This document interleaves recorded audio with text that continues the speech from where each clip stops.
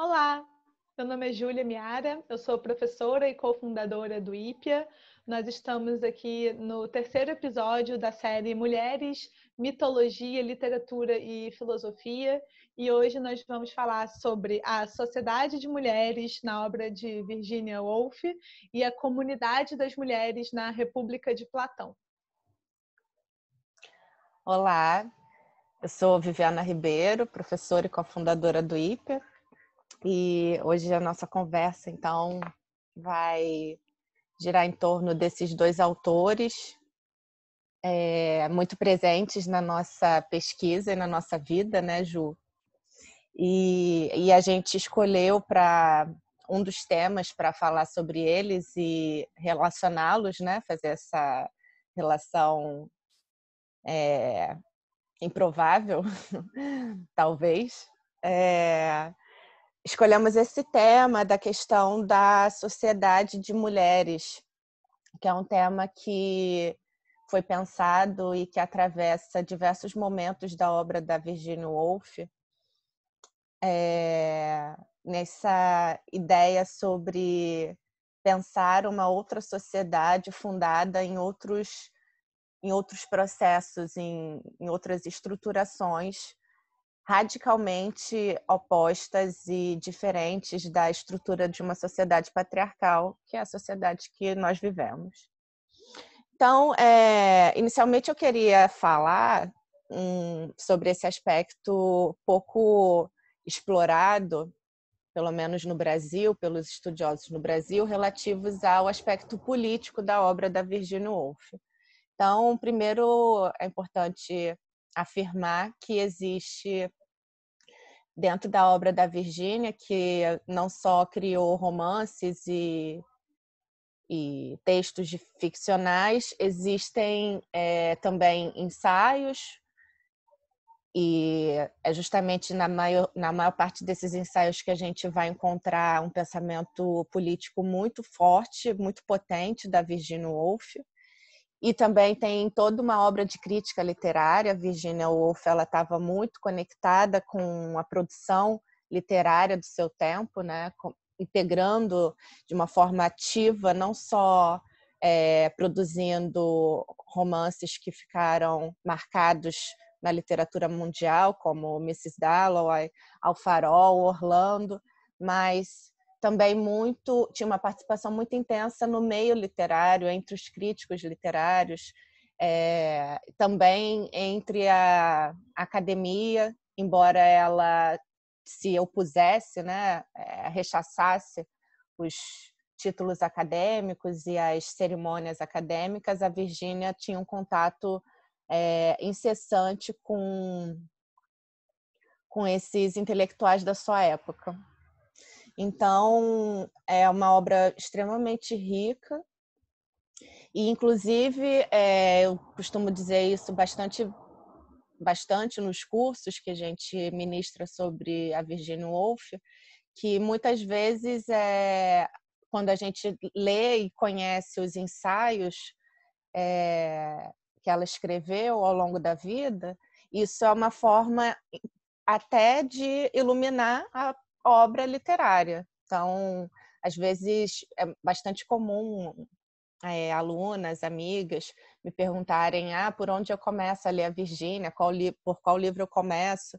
E eu tenho indicado alguns ensaios antes da entrada nos romances, porque, de fato, depois que a gente lê o que ela pensava sobre a literatura e o que ela efetivamente construiu e inovou nos romances que ela produziu, quando a gente vai para os romances, a gente lê os romances por outra lente, pela lente da Virginia. E aí também se descortina o brilhantismo dela de uma forma que a gente consegue perceber sem dúvida, né? É muito expressivo. Então, dito isso, acho que a primeira coisa que é importante é dizer: existe um pensamento político na Virginia Woolf que está expressamente presente nos ensaios e nos artigos que ela escreveu relativos à crítica literária e também nos romances. Então, é uma proposta também de leitura da Virgínia que passa pelo seguinte: quando a gente conhece o que ela escreveu em termos de crítica, quando a gente vai para os romances, a gente vai ver o esforço que ela tem nos romances de realizar o que ela muitas vezes antecipou nas críticas sobre o ofício da escrita, sobre o papel da literatura, sobre a construção de personagens, inclusive personagens femininas, e etc. Então, eu queria então chamar atenção para um tema e uma personagem, que é uma constante e que liga a obra literária com os ensaios críticos e os ensaios políticos. O tema é justamente pensar uma sociedade não patriarcal, ou pensar a construção de uma sociedade a partir de outros processos que não os processos que ela vai identificar no livro Três Guinéus, que é de 38, que é um ensaio político, que ela vai identificar como processos de natureza autoritários, processos de dominação, processos que sempre nos conduzirão, de tempos em tempos, a guerras. Então, de uma forma bastante simplificada, a Virgínia vai caracterizar a sociedade patriarcal, antes de tudo, antes do seu modo de agir fundamental, que é a dominação dos homens sobre as mulheres, mas, antes de tudo, é uma sociedade autoritária e violenta. Então, esse é um tema. E a personagem é uma personagem que vai aparecer desde ensaios que ela publicou em jornais a partir da década de 20 até o final da sua obra, que são as irmãs dos homens instruídos. Essa personagem ela vai sofrer algumas variações ao longo das obras.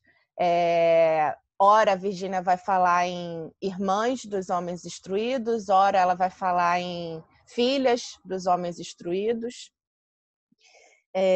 Ora, ela vai criar personagens, como, por exemplo, a irmã de Shakespeare, a Judith, que vai aparecer em Um Teto Todo Seu, em 29. Mas antes mesmo da Judith, ela vai invocar uma outra irmã, que seria a irmã de Newton, numa crítica literária que ela faz, escrevendo no jornal em 1920.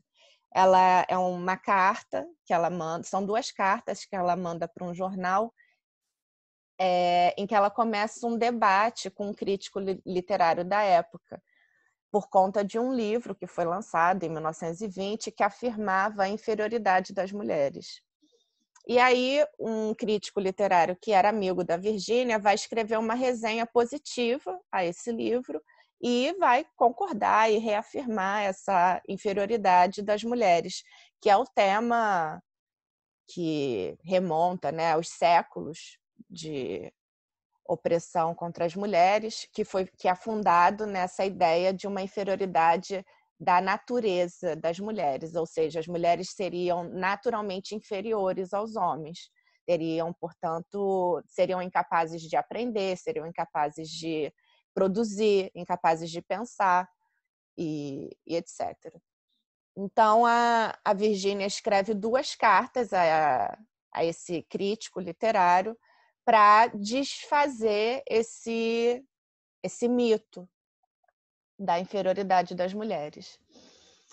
E aí, na segunda carta, que justamente ela faz a invocação dessa irmã de Newton. Ela diz, bem, vamos imaginar que Newton tivesse uma irmã. Newton, o físico, né, século XVII, era filho de um agricultor e, em determinado momento da vida, os pais necessitavam que ele deixasse de estudar para trabalhar com a família na agricultura.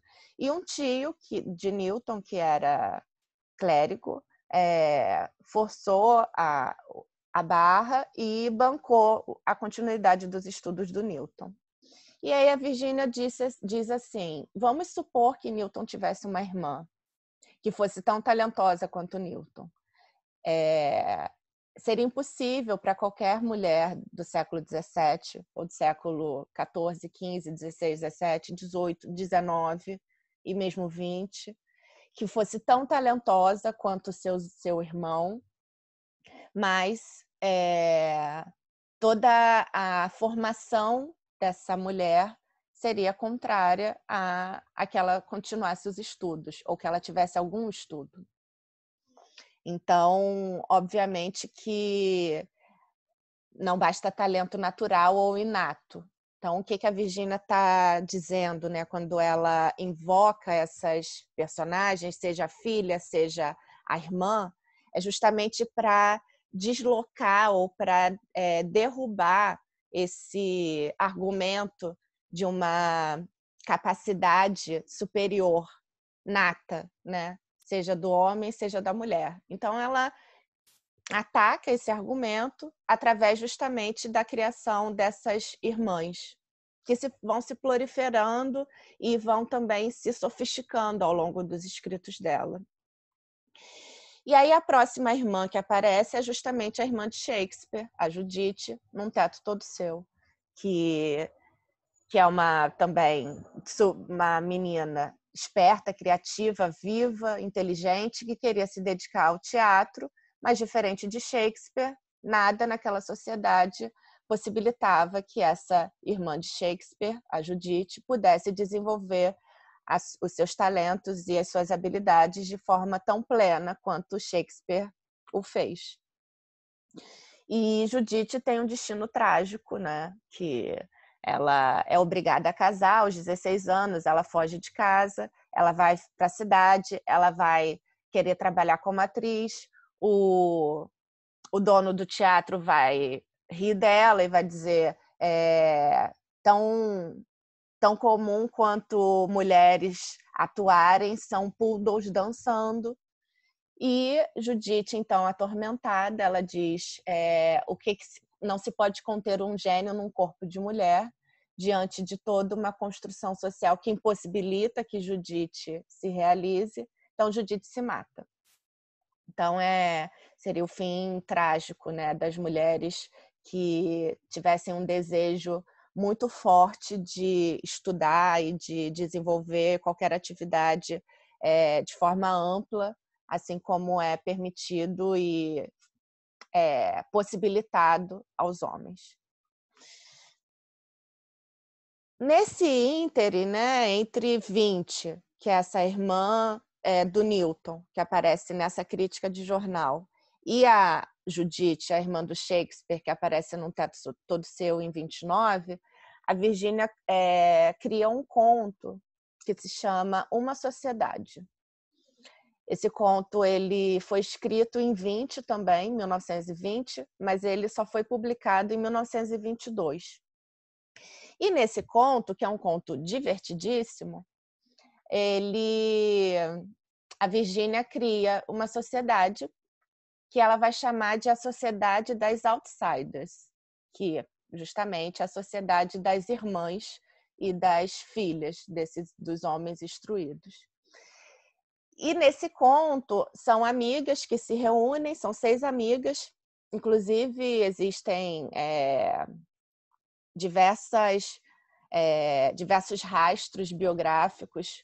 É possível que a Virginia tenha, de fato, construído uma sociedade com as amigas nesse período, e que elas se dão como missão o seguinte: bom, já que ao longo dos anos da humanidade os homens nos encarregaram de trazer toda a humanidade para o mundo, trazer os filhos ao mundo, e se encarregaram a eles mesmos de produzir tudo de melhor que há no mundo, bons livros, as incríveis obras de arte, os museus, organizar a política, produzir tribunais, parlamento, etc. Vamos investigar se eles cumpriram bem o papel deles.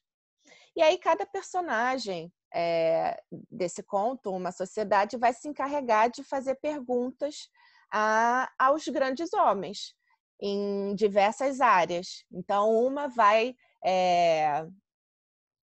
estabelecer uma relação com um professor da universidade, a outra vai estabelecer uma relação com um almirante da Marinha, a outra com um juiz do tribunal, e assim sucessivamente.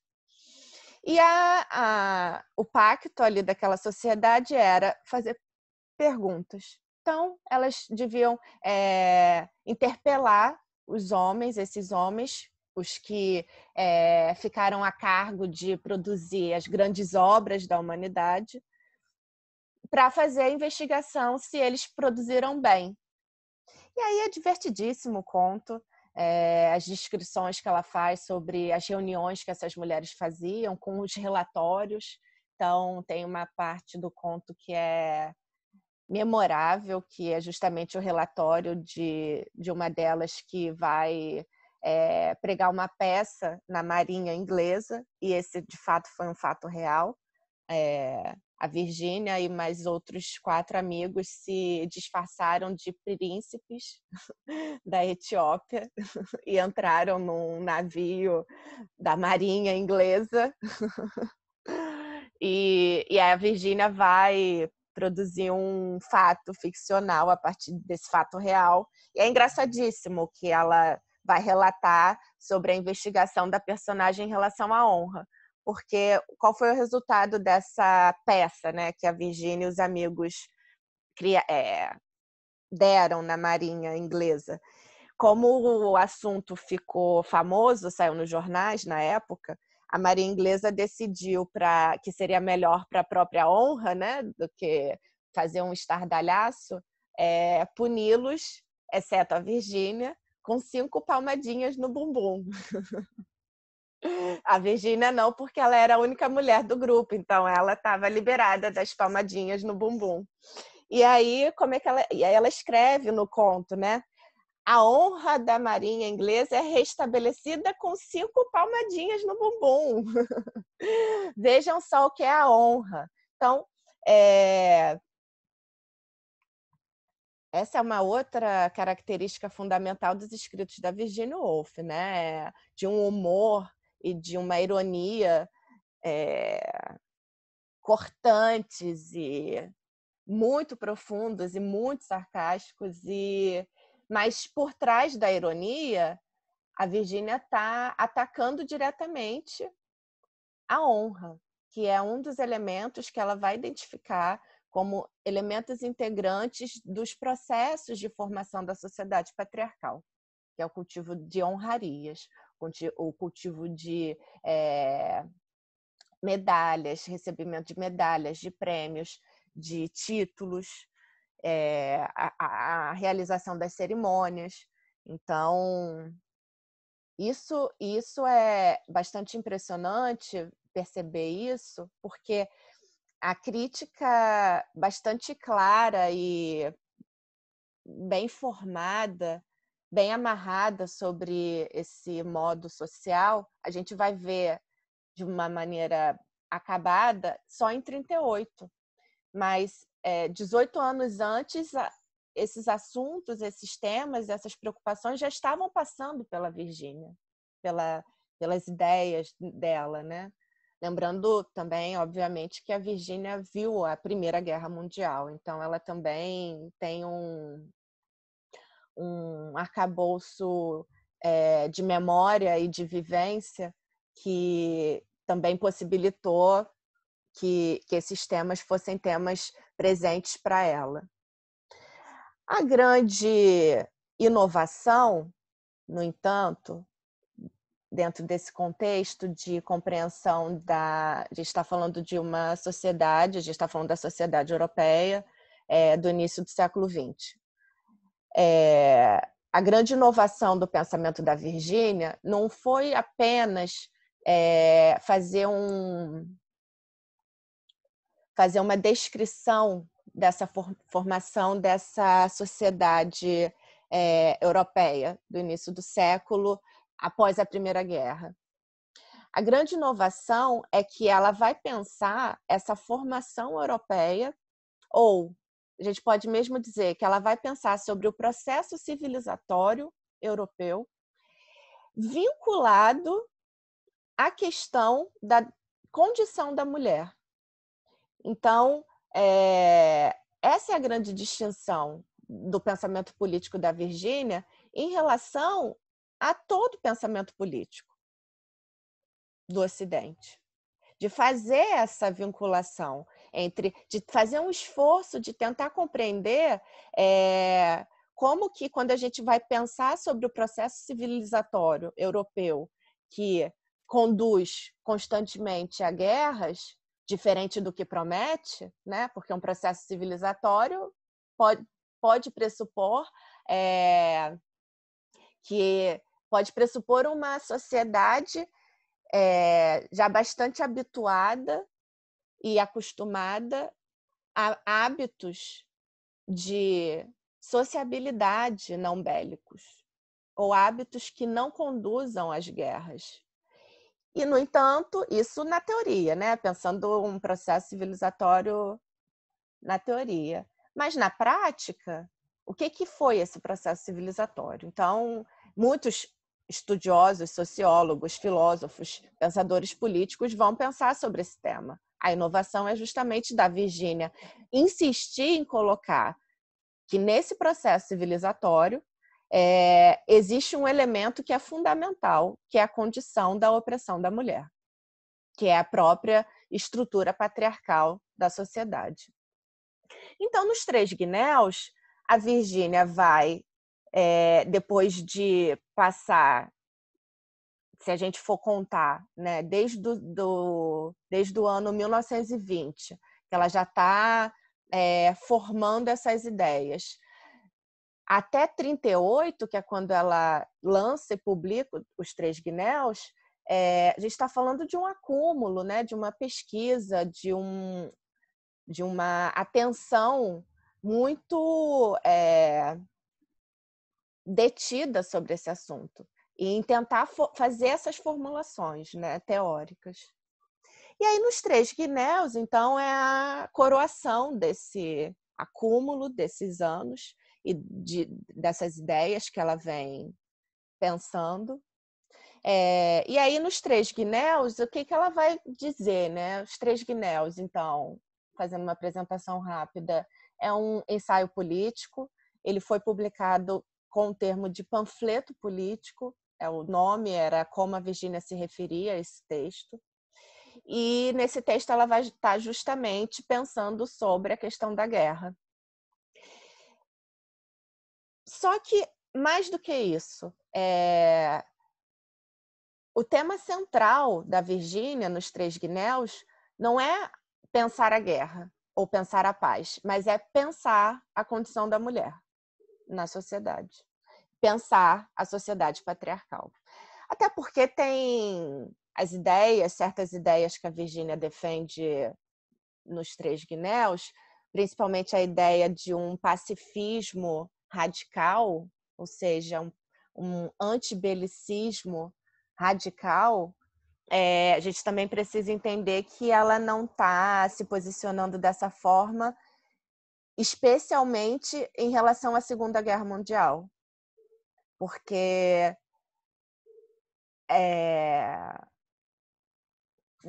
diante da ameaça da Segunda Guerra Mundial, diante dos nazistas, parece, né, que a gente não teria uma outra opção senão uma resposta bélica contra eles.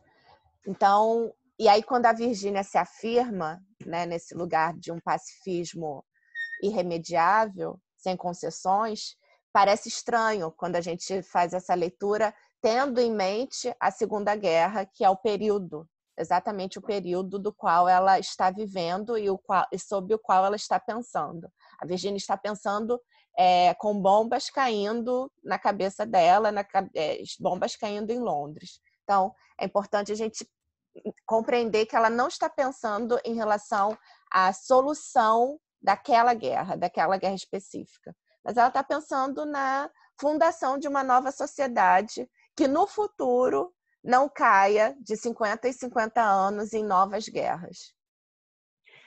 E aí, nos 3 Guinéus, então, a Virgínia vai pensar sobre essa formação da sociedade patriarcal, vai demonstrar os processos autoritários dessa sociedade patriarcal, e nos conduz numa argumentação de que uma sociedade constituída nessas bases, que são as bases do autoritarismo e dominação, é uma sociedade por natureza bélica. E que, para que a gente possa constituir uma outra sociedade, ou para que a gente possa enfrentar as próximas guerras, ou para que a gente possa pensar em uma sociedade sem guerras, é preciso construir uma sociedade com bases radicalmente novas. E essa outra sociedade, essa nova sociedade, seria constituída justamente, de acordo com o pensamento da Virgínia, pelas mulheres. Seria justamente a sociedade das outsiders. Então, nos 3 Guinéus, que é esse texto de 38, a gente vê a consolidação, né, de uma construção que a Virgínia começou a fazer em 1920, dessa ideia que junta, né, a ideia das irmãs e filhas dos homens instruídos, ou seja, as excluídas de toda essa organização social, e reúne essas filhas desses homens excluídos, dessas filhas e irmãs desses homens excluídos, no lugar de uma potência criadora, no sentido de que não há outra solução possível que seja que parta dentro dessa própria sociedade patriarcal a partir dos elementos que ela mesma criou, porque os elementos que ela mesma criou são elementos de autoridade e de dominação. Então, ela só consegue funcionar nesse registro. Enquanto as mulheres excluídas, filhas e irmãs, justamente por elas não fazerem parte desses processos, elas têm a potência de criar outras relações que não sejam fundadas na relação de domínio dos povos, de escravidão de povos, de opressão determinada por gênero.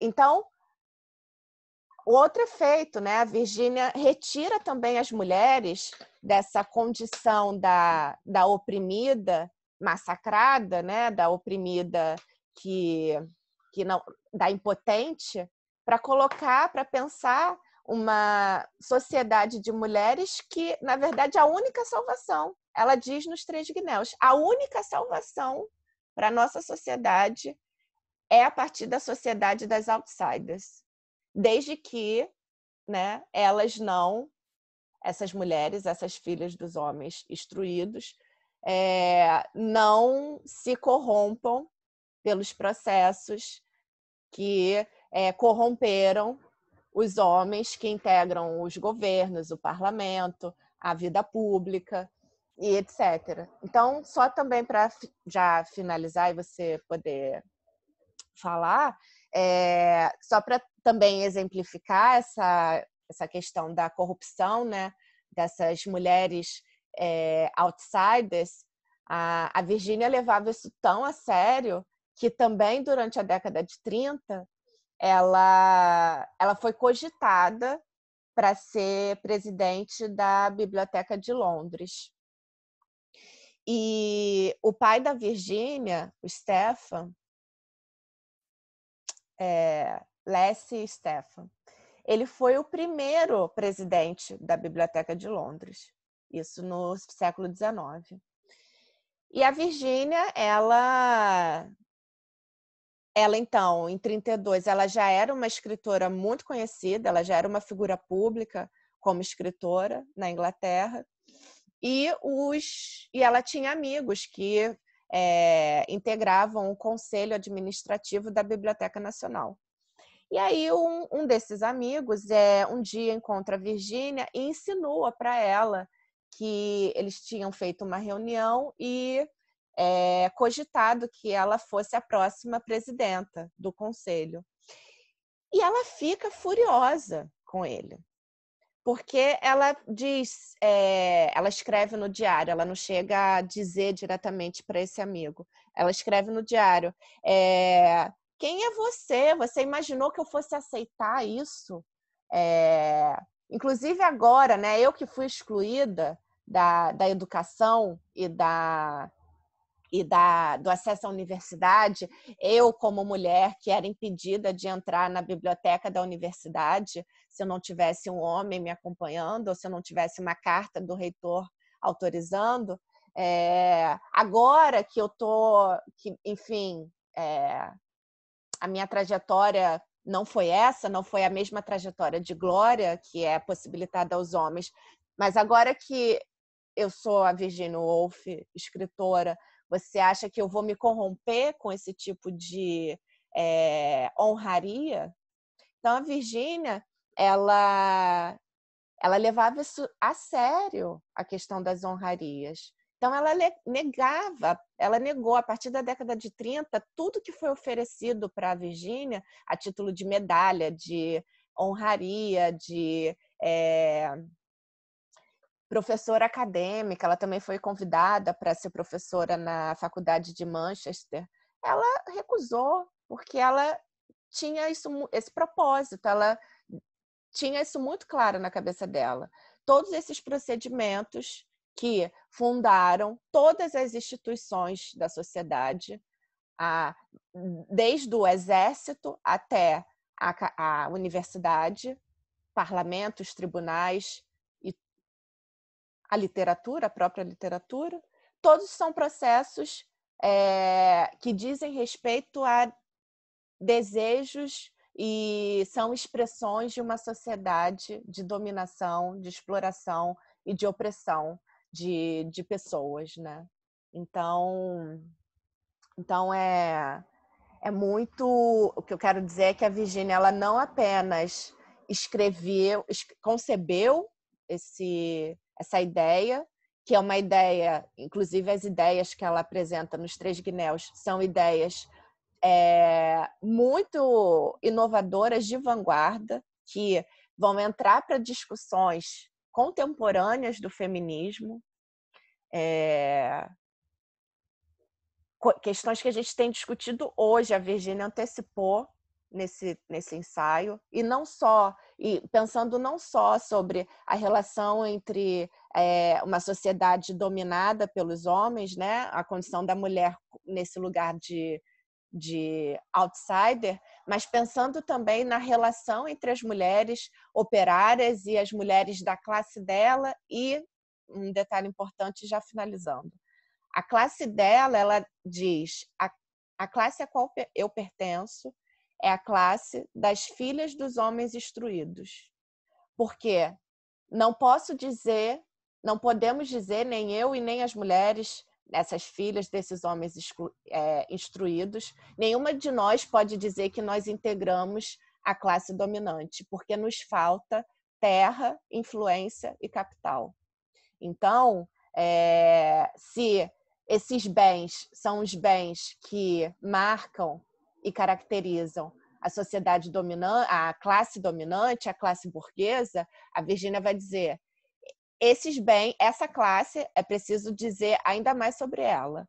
Ela se restringe aos homens instruídos, porque as mulheres que integram essa classe, tem que ser criada uma outra classe para falar sobre essas mulheres. E aí ela cria esse conceito da classe das filhas e irmãs dos homens instruídos.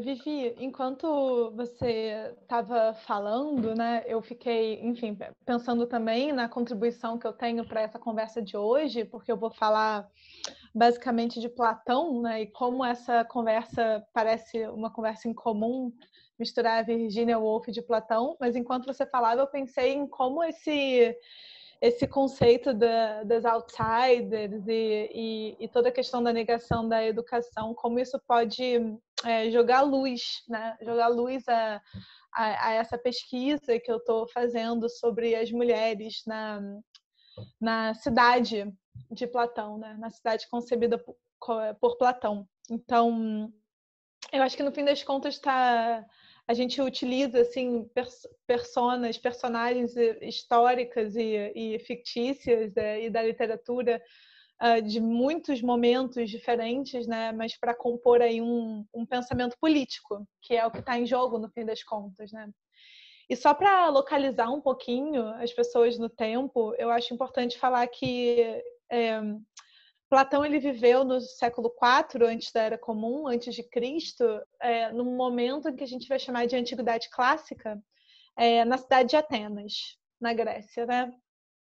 E é importante a gente ver como as mulheres eram tratadas, qual era o lugar das mulheres no século IV antes de Cristo em Atenas, e porque isso também nos dá certas dicas de com quem Platão está dialogando, né? O que ele está fazendo, com quem ele está conversando.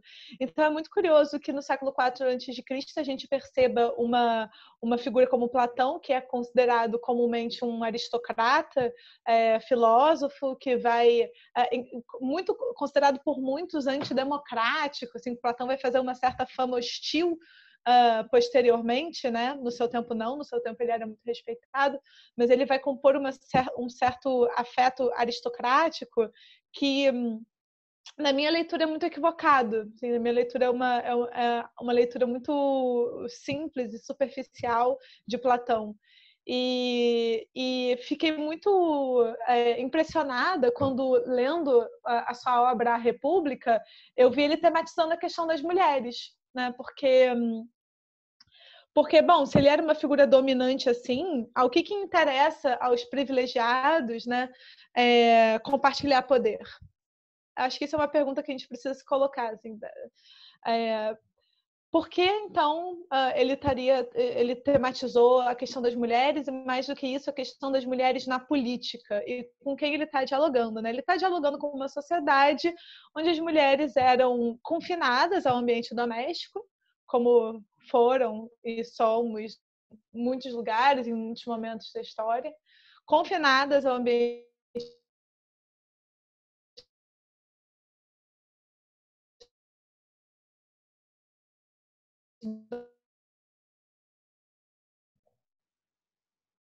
Então, Platão estava falando num ambiente, num momento histórico, onde, enfim, no seu recorte também, onde as mulheres estavam confinadas ao ambiente doméstico. É preciso lembrar que a gente está falando de uma Atenas, né, que vai ser o berço da democracia, que é o berço da filosofia ocidental. Atenas do teatro e das artes, né? O florescimento intelectual do Ocidente em uma Atenas clássica. Só que esse florescimento intelectual para quem, né? Para quem? Então, as mulheres não participavam disso, no sentido de que elas estavam trancafiadas dentro de casa, né? Não podiam ir à rua sozinhas, não tinham direitos políticos claros, não podiam votar, não participavam da democracia direta, muito menos atuavam, né? A gente estava falando da irmã de Shakespeare que queria atuar e o dono do teatro falou, mas uma mulher atuando, como assim? Então, de fato, as mulheres não participavam da vida pública, da vida política, da vida social.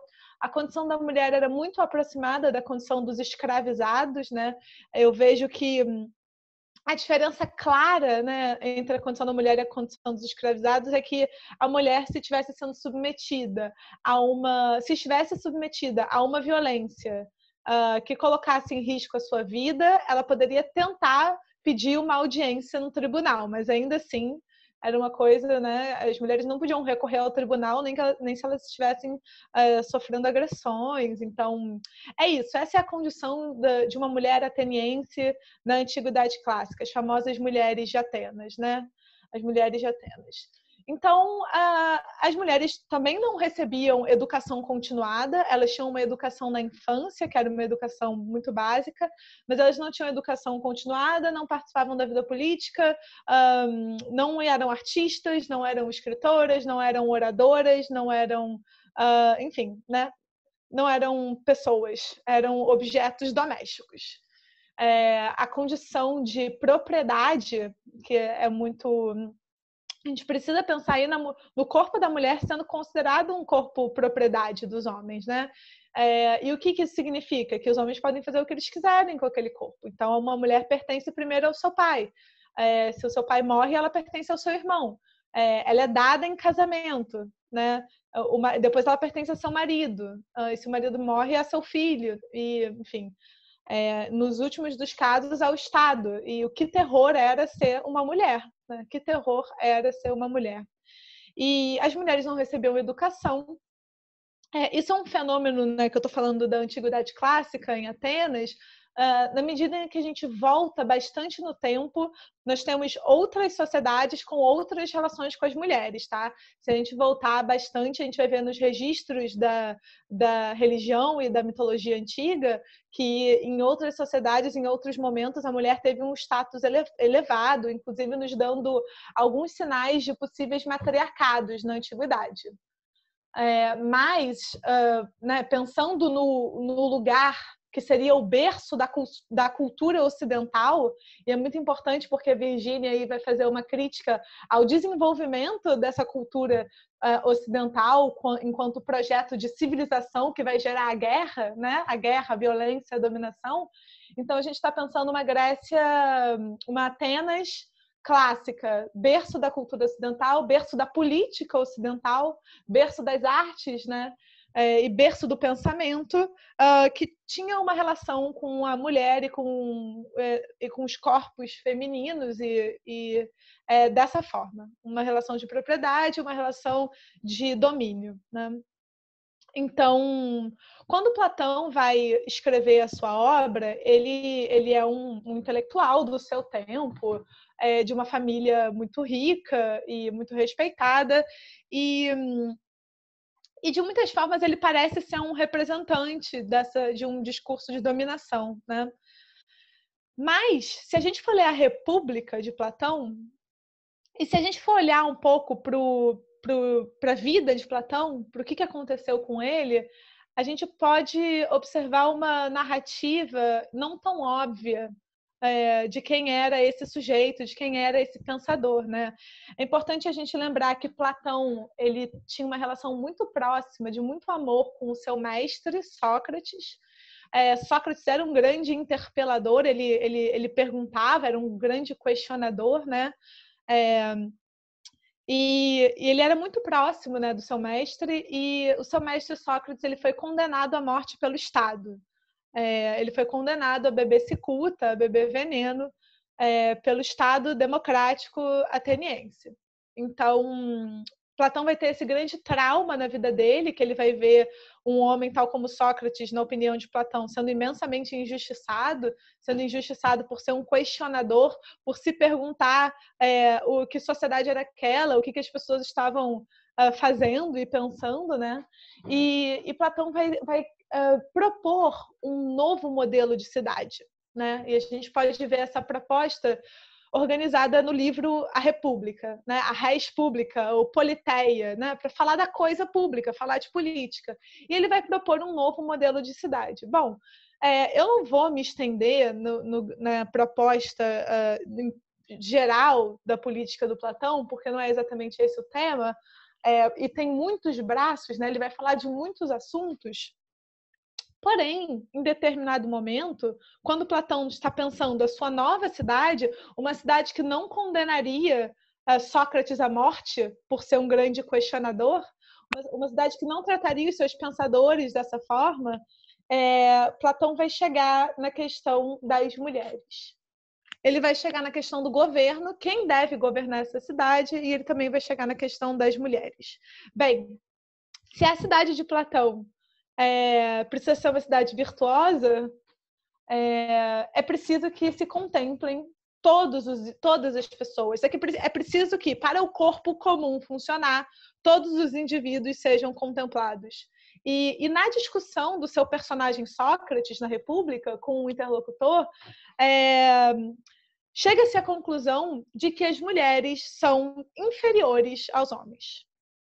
as mulheres são inferiores aos homens. Então, a questão da inferioridade das mulheres está sendo abordada aqui de maneira objetiva.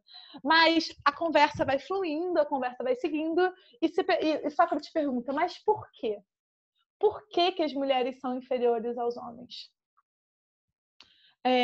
E a discussão vai passar por várias narrativas diferentes, a inferioridade intelectual, inferioridade moral, física, aquilo que a gente, né, sempre vê se repetindo nos discursos de dominação dos homens, mas a conclusão que Sócrates vai chegar, que é uma conclusão quase anti-intuitiva em relação à sua interlocução, ao seu interlocutor, Sócrates vai falar o seguinte, o personagem Sócrates na República de Platão vai falar o seguinte, vai falar que as mulheres, elas de fato são inferiores ao homem, mas elas o são porque elas não recebem a mesma educação que os homens. O que caracteriza a inferioridade em relação ao homem é a falta de educação. E que se as mulheres fossem submetidas a uma mesma educação que é dada aos homens, elas não só seriam mais do que elas eram naquele momento, né? Mais eruditas, mais educadas, mais saudáveis, porque a educação na antiguidade era educação intelectual, mas também era educação do corpo, né? As mulheres, elas recebiam menos comida que os homens, elas não se exercitavam, elas, inclusive, a questão da branquitude, da pele da mulher, de uma certa fetichização de uma pele de mulher branca, de alabastro, esse tipo de narrativa também que é muito comum, principalmente entre os românticos, quando atribuída a um homem nesse momento é um xingamento, porque você ser uma pessoa muito branca significa que você não vive, você não vai à rua, né? Você não se expõe ao sol, você está sempre confinado dentro de casa. Então só as mulheres são muito brancas, os homens têm uma vida pública, então eles se bronzeiam, percebem os símbolos aqui que estão em jogo? Então, o Sócrates de Platão, ele vai falar, as mulheres, elas são inferiores aos homens porque elas não recebem uma educação tanto do corpo quanto da alma, quanto uma educação intelectual que permita o seu desenvolvimento. E aí tem dois aspectos aqui da República que eu gostaria de trazer para a nossa conversa.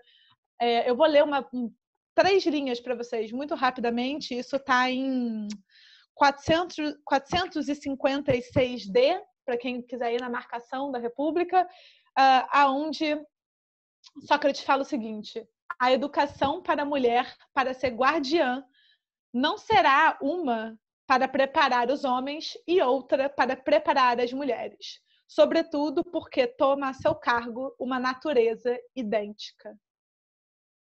Tá?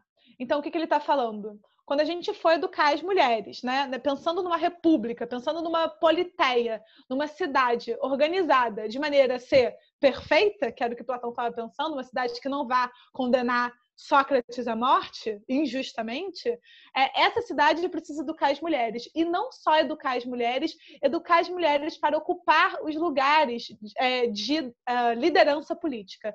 É isso que ele fala quando ele diz para ser guardiã, os guardiões da cidade. E Platão não só quer incluir, digamos assim, a mulher na educação básica, mas também propõe a entrada da mulher nesse lugar da guardiã, né, na entrada política, de organização e gestão dessa cidade, e ele fala que essa educação para a mulher entrar na política, não só entrar na vida comum, na vida comunitária, mas entrar nos cargos de liderança, então tem aqui uma dinâmica enfim, um lugar muito real de gestão do comum, né? Um lugar muito verdadeiro de gestão do comum.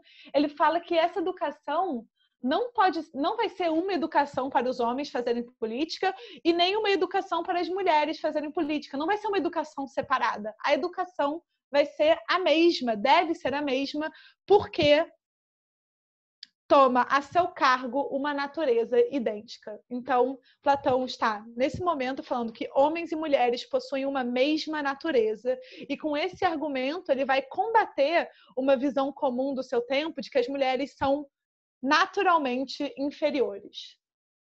naturalmente inferiores. E depois vai se dar toda uma discussão aqui, aonde vai ser esse o tema, né? Aonde vai ser, eu sei que isso parece estranho para você, mas porque a gente naturalizou uma relação com as mulheres que não é uma relação de igualdade, mas a gente tem que fazer um exercício de desnaturalizar isso. E as mulheres têm que poder se exercitar e fazer as coisas tão... Mesmo que isso pareça anti-intuitivo, mesmo que isso pareça antinatural, isso precisa ser feito para a construção da politeia, para a construção da república. Gente, isso no século IV antes da Era Comum, século IV antes de Cristo. Olha quanto tempo a gente está nessa discussão, né? Olha quantas mulheres a gente tem na política hoje, né? A gente ainda está, enfim, nos rastros dessa discussão, como se um lugar natural da mulher fosse o lugar doméstico e o lugar natural do homem fosse o lugar público. E aí são esses os dois grandes elementos que eu queria ressaltar. Para começar, não existe uma diferenciação, não existe um lugar natural da mulher e um lugar natural do homem, né? Não existe uma ideia de essência feminina e uma essência masculina que vai direcionar os homens para a vida pública e as mulheres para a vida doméstica, mas que, no fim das contas, né, segundo essa análise que é feita aqui por Platão nesse momento, a diferença é a diferença da educação. Quando a gente limita o acesso de qualquer grupo humano à educação, a gente vai ter um problema, né? E esse problema não é só um problema das mulheres, esse é um problema coletivo, esse é um problema do comum, esse é um problema da cidade, né? Esse é um problema do todo. Bem, talvez... sim, mais uma coisinha, né, antes de eu encaminhar assim, para o final da contribuição que eu tinha para essa parte, pelo menos, é que não só a educação das mulheres vai ser tematizada, como também a criação dos filhos. É muito curioso que na República do Platão, ele vai sugerir que as mulheres recebam educação e ele também vai sugerir algo que os soviéticos sugeriram muito posteriormente, que é uma educação comunitária das crianças, né? As crianças, elas não são de responsabilidade exclusiva das mulheres e mais do que isso, né, não são de responsabilidade exclusiva de um casal ou de uma família. O Platão também vai dissolver aqui um pouco a ideia de família e também a ideia de monogamia, ele vai dissolver aqui nesse momento da República. Ele vai propor uma sociedade que tenha um laço coletivo muito mais forte do que laços individuais e que as pessoas se relacionem de maneira muito mais livre e que todos os filhos tenham nas mulheres todas as mães e nos homens todos os pais e sejam criados de maneira comunitária e não como um modelo de família burguesa, para ser super anacrônica e usar esse termo aqui com vocês, mas acho que dá uma certa ideia, né? A oposição de uma vida comunitária a uma família nuclear que vai ter a mulher no ambiente doméstico, cuidando das crianças, e por aí vai. Então eu acho que para pensar a política e para pensar a questão da educação e para pensar essa questão dessa leitura da inferioridade das mulheres, o que o Platão vai fazer e enfim, a Virgínia também vai utilizar de uma narrativa de uma narrativa artística, né? O Platão também está escrevendo diálogos, ele está escrevendo ficções, ele está imaginando uma cidade no futuro, né? Ele está se utilizando aí da arte, desse potencial de criação, para colocar na boca dos seus personagens, ainda que baseados em personagens reais, mas mortos ou fictícios que sejam, mas para colocar na boca aí desses personagens, para colocar o dedo na ferida, né? Para falar das questões que precisam ser ditas. Então, quando as filhas dos homens instruídos, né, representam aí na obra da Virgínia todo esse potencial calado por conta de, na minha leitura, por favor, Vivi, se não foi exatamente isso, me interrompa, mas na minha leitura, um potencial calado a partir dessa interrupção da educação e das oportunidades e do acesso, né, às maneiras de se criar e ser numa sociedade, isso vai passar também pela boca desse Sócrates, que questiona o lugar do indivíduo comum e questiona as honrarias, questiona a pretensão de conhecimento, questiona todo mundo. Na verdade, ele questiona o poder, né? Ele questiona o poder vigente, e por isso que o Sócrates histórico vai ser, de fato, condenado à morte, por ser um grande questionador desse poder vigente. E quando Platão pensa, né, a questão das mulheres em relação à sua cidade, a cidade que ele imagina, é nesses âmbitos exatos da Virgínia que ele vai reestruturar a politeia, que ele vai reestruturar a política e a cidade. Ele vai pensar em educação, ele vai pensar no investimento das mulheres nas instâncias de poder e de gestão da sociedade. Ele vai pensar necessariamente uma outra sociedade, não pode ser aquela, não pode ser a sociedade onde as pessoas acumulem muitos mais bens e que a gente tenha divisões de classes muito acentuadas, não pode ser uma sociedade onde as pessoas vivam a partir de uma perspectiva individual e autônoma. A vida social tem que ser vista como um organismo onde tudo faz parte do todo, né? Onde o individual é uma ilusão que se dissolve nesse coletivo. E é isso, né? E aí a gente vai ter uma proposta de filosofia como um modo de vida. O exercício da filosofia, ele está não só vinculado à felicidade e ao engrandecimento, enfim, e à virtude, todos esses termos antigos, né? A gente precisa ter um pouco de flexibilidade também quando a gente vai ler os antigos, mas ele também está vinculado a uma prática, a um modo de vida, a você agir, agir, né? Ser e se comportar se fundem num mesmo grande objetivo. Você pode você não vai só acreditar em algo, né? Você não vai só ser um partidário intelectual, mas você também vai mover a sua vida de acordo com isso, de maneira que você transforme não só a sua instância individual, mas também coletiva e repense as práticas individuais, mas as práticas coletivas, até chegar na macroestrutura da cidade. E, enfim, no fim das contas, Platão vai propor uma politeia que não só não condene Sócrates à morte, como que também não condene as mulheres à insignificância, à submissão, à inferioridade e ao ostracismo, né? Enquanto você estava falando, eu pensei em várias coisas, né? Em vários momentos que esse pensamento, né, dessa outra república, de uma outra cidade, de uma outra sociedade, da Virginia Woolf e do Platão se tocam, né? Eu pensei em várias questões, por exemplo, até o método que ela desenvolve no conto, né, Uma Sociedade, é um método socrático, que ela fala, nós vamos fazer perguntas sem parar. É só o que a gente só precisa fazer isso, né? Pergunta, pergunta, pergunta. Que é o método, não, né? Isso, quando você falou isso, eu pensei em maiêutica. Eu fiquei, claro. É isso, vamos testar aí o conhecimento das pessoas. Vocês ficaram de construir as grandes maravilhas da humanidade? Tá bom, vamos testar isso então. Como? Com perguntas. Vamos questionar esse poder aí, esse domínio instituído. Então, tem muitos pontos de contato, né? Não, deixa eu só ler esse trechinho. Ela fala assim, no conto Uma Sociedade. Esse conto está nessa coletânea aqui da Autêntica, mais recente. As mulheres devem chorar ou se unir contra a guerra, mas está também naqueles contos completos da Kozak Naif. Mas essa tradução aqui do Tomás Tadeu, da Autêntica, é um pouco melhor, em termos de precisão.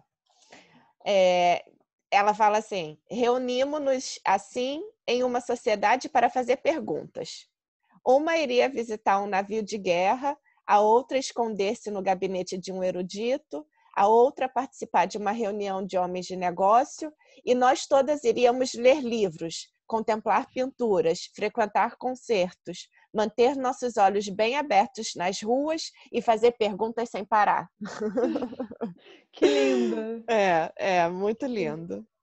E então tem essa questão Que a Virgínia certamente leu Platão, né? Ela não teve instrução formal, ela não estudou na universidade, mas o pai dela era não era Um homem instruído. era um homem instruído. Ele não era um aristocrata, ele era um homem das letras. Ele foi editor de uma das enciclopédias da Inglaterra, foi editor, foi presidente da Biblioteca de Londres. Então, é um homem instruído. Então, ela e os irmãos, e a irmã especialmente, né, as duas mulheres, as duas tinham acesso a uma ampla biblioteca. E, além disso, os irmãos, né? Os irmãos foram estudar em Cambridge e aí elas também cresceram convivendo com os professores e os amigos desses irmãos. Então, inclusive, isso também aparece, né? Esse era o máximo de formação, de instrução que uma mulher podia ter. Se ela vivesse numa família, né, de um homem instruído, era ter uma biblioteca e ter o convívio com os homens, né, instruídos. Mas, para além disso, nada mais, né? Então tem esse elemento. Eu penso que certamente a Virgínia leu Platão. Inclusive, nesse texto de 1920, né? Nessa mesma carta que ela invoca a irmã do Newton, é o momento que ela vai mencionar a Safo. E não só mencionar a Safo. Ela vai dizer, bom, pelo que eu saiba, Platão considerava Safo a nona musa, né? Ou a 10ª musa. A 10ª musa, e tão instruída quanto os homens da sua época. Tão capaz, né? Tão capaz. Isso é legal de falar, né? Safo é uma poeta da antiguidade que, enfim, pouca coisa restou do seu trabalho, mas Platão a considera a 10ª musa tão talentosa, tão virtuosa, tão boa quanto o próprio Homero, que é o grande poeta épico dos antigos, né? E isso é um símbolo muito lindo, porque mostra que Platão admirava uma mulher. Intelectualmente admirava uma mulher. Isso não é pouco, né? A gente está falando de, no mínimo, 20 séculos de entendimento quase unânime sobre a inferioridade da mulher, né? E a gente está falando de Platão, a gente está falando de qualquer um, né? E aí, assim, várias questões aparecem, porque, assim, Platão é considerado, né, o grande pensador, o maior de todos, né? Depois de Platão só tem nota de rodapé, mas, então, assim, a gente está falando de um pensador deste tamanho, desse calibre, que, no entanto, sobre essa questão da construção de uma sociedade, né, de pensar uma república que fosse uma república que não matasse homens como Sócrates, uma questão que passou batido, né? Ninguém dos milhares de estudiosos que o Platão tem, né? Ninguém fala disso. E ao longo dos séculos, não é só hoje, né? Ao longo dos séculos, até mesmo nos estudos sobre a República. Porque justamente a condição da mulher discutir política, colocando no centro da discussão, para a gente discutir a política de verdade, é preciso discutir a condição da mulher, é um assunto menor, né? Assim, é um não assunto, né? Isso é um problema imenso para o pensamento político. Isso é para a gente ver como a gente está numa disputa de narrativa, né? A gente lê Platão e acho que não tem mais nada para ler de Platão, que Platão já foi lido mais do que o suficiente e, enfim, está na hora da gente superar essa pesquisa. E ainda assim, né, uma das obras tão importantes na cultura ocidental, uma das obras fundadoras da cultura ocidental, tem ali um trecho todo que vai abordar especificamente a questão das mulheres, da criação das crianças, para a cidade, para a constituição da polis, e inclusive as mulheres como governantes, né? Possivelmente as mulheres como filósofas rainhas, esse é um termo do Platão. Ele vai pensar que a figura política maior tem que ser esse do filósofo rei, mas ele contempla que a filósofa rainha, então nessa politeia. E é isso que você falou, né? A gente lê Platão, a gente não sabe disso, isso não foi estudado.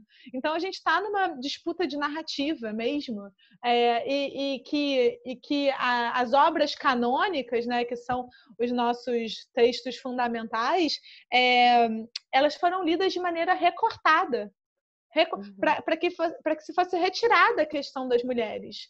Então, a gente fala, né? A história das mulheres foi sistematicamente apagada, deliberadamente destruída. Pois bem, então é isso, é um exercício de reconstrução. Aqui, a história das mulheres, desde essa época, neste pensador que vai falar de comum, criação comunitária, teto de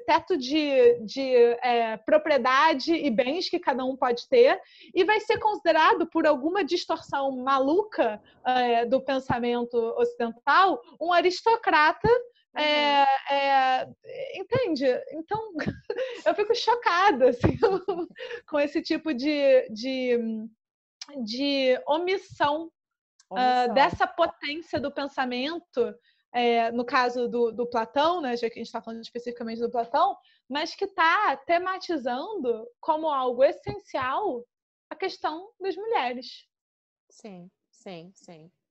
É importante a gente falar aqui, né, na nossa conversa, que esse é o objeto da sua pesquisa, essa questão, né, da condição da mulher na República, e vai ser, com toda a sua originalidade e necessidade, trazer, um grande trabalho que você vai trazer para o mundo, corrigindo, no mínimo corrigindo esse déficit histórico e, no máximo, produzindo um tipo de pensamento que nos ajude a pensar o nosso hoje, né? Que nos ajude a pensar sobre os problemas que a gente precisa enfrentar hoje. E dentre eles ainda está a questão da mulher.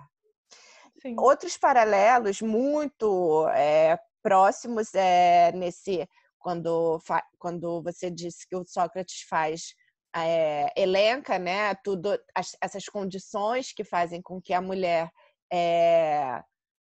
se distingua do homem, né?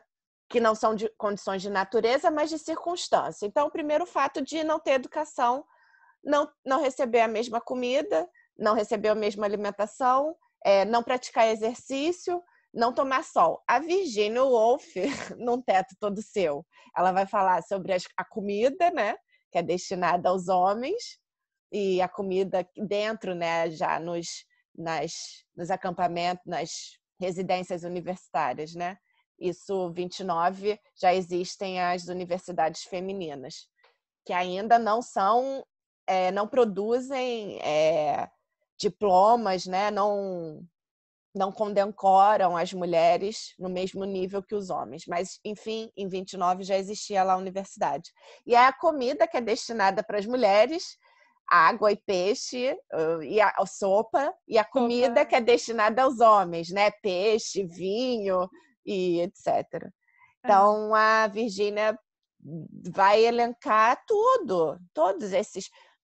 Isso é importante também, né? Não é que a Virginia tenha sido uma visionária, porque não existe isso, né?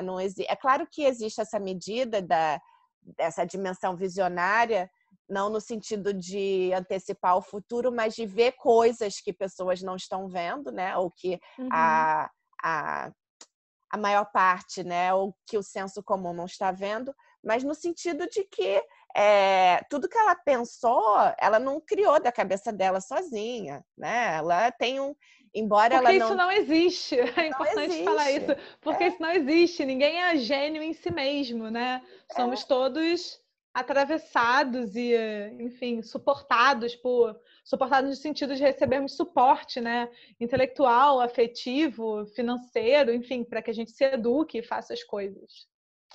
Então, embora a Virgínia não tivesse uma tradição comum de um pensamento de mulheres, né, onde ela pudesse aprender, ela tinha, bem, é o que temos, né? E nós temos clássicos, temos Platão. Então, é muito, muito feliz, né, que ela desenvolva até um modo de pensar próximo, né? Então, as mulheres também não têm a mesma comida, não fazem exercício. Ela também coloca isso, né? Não se exercitam, não se reúnem, não estão em reunião, não viajam, não saem de viajam, casa, né? não conhecem outras culturas. Então, aí ela vai dizer nos Três Guinéus, isso produz uma distorção na forma como as mulheres veem o mundo, né?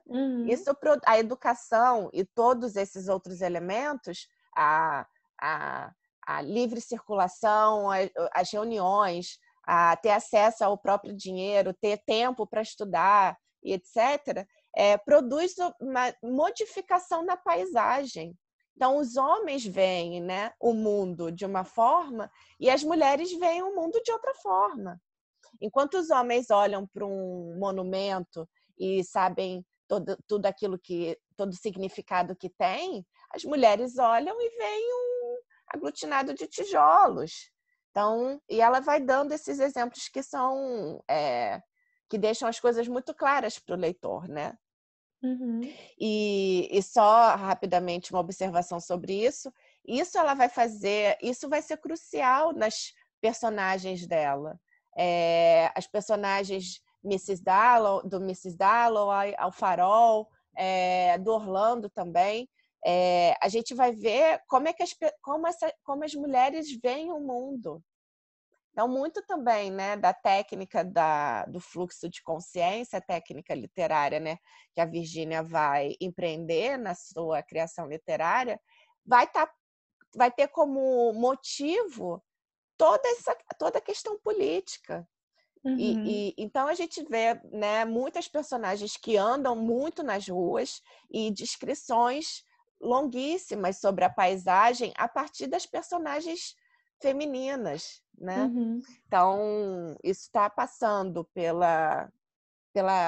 pelo método da criação literária da Virgínia, toda a questão política.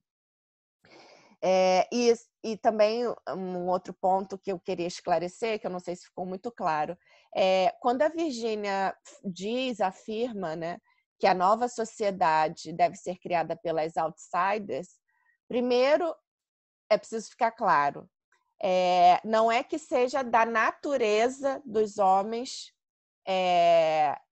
ter uma natureza autoritária, dominadora e escravizadora. Não, ela diz, as leis e os hábitos criaram homens e ao longo dos séculos têm criado homens que cultivam valores de dominação, de opressão, de escravidão, de invasão de terras, de submissão de povos. Então, não é da natureza do homem. Assim como não é da natureza da mulher a inferioridade, também não é da natureza do homem esses hábitos de dominação. Então, é importante ter isso em mente. E uma outra questão é que essa sociedade outsider, assim como Platão pensou, né, não é uma sociedade exclusiva das mulheres, mas é uma nova sociedade que vai ser pensada a partir de hábitos cultivados por essas mulheres excluídas. Mas não se trata de pensar uma sociedade exclusiva de mulheres, mas de uma configuração de uma outra sociedade de homens e mulheres, obviamente, né? Não vamos diminuir a grandeza do que a Virgínia está escrevendo e pensando, né? Então, só queria chamar atenção para esses dois pontos que eu não sei se ficou muito claro no primeiro momento que eu falei sobre esses temas. Sim, é claro. Você quer falar mais alguma coisa?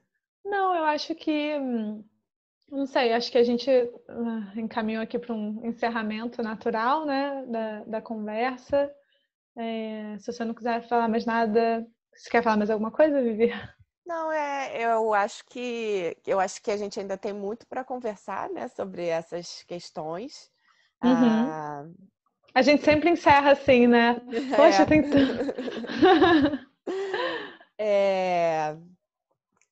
Eu acho que é importante dizer também, né, que esse vídeo específico e esses temas específicos, eles fazem parte da nossa pesquisa, né, de trabalho que está em andamento. Então, a gente quer compartilhar com o público e também convidá-los a lançar um outro olhar sobre a obra do Platão e a obra da Virgínia, outras leituras, chamando atenção para essas questões. E aí, no Sim. domingo que vem, a gente tem mais. Sim, a gente continua a nossa conversa semanalmente, todo domingo, para quem está chegando agora. Todo domingo a gente posta um vídeo sobre um tema da série Mulheres, Mitologia, Literatura e Filosofia. Nós somos Júlia e Viviana, professoras e cofundadoras do IPIA Comunidade de Pensamento, nossa escola de formação humanista. E deem um like, curtam o canal, quer dizer, curtam o vídeo, se inscrevam no canal e a gente se vê na semana que vem. É isso. Então tá bom. Um beijo. Beijo. Tchau.